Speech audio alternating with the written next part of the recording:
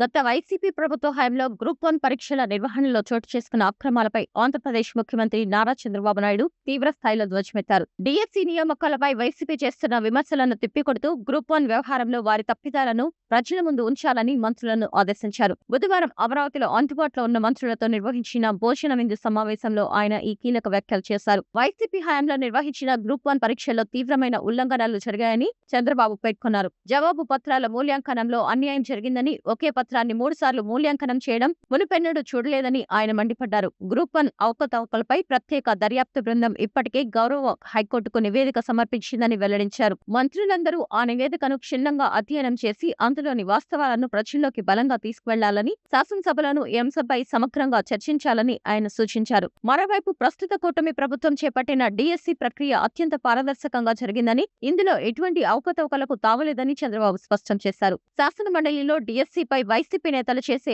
ఆరోపణలను వాస్తవాలతో తిప్పికొట్టేందుకు సిద్ధంగా ఉండాలని మంత్రులకు దిశానిర్దేశం చేశారు. చట్టసభలకు హాజరు కాకుండా బయట డ్రామాలు ఆడితే ప్రజలు విశ్వసించరని, అసలు సభకే రాని వారు ప్రతిపక్ష హోదాకు ఎలా ఆశిస్తారు అని ఆయన ప్రశ్నించారు. మంత్రులు దూకుడుగా వ్యవహరించి గత ప్రభుత్వ వైఫల్యాలను ఎండగట్టాలని ఆయన పిలుపునిచ్చారు.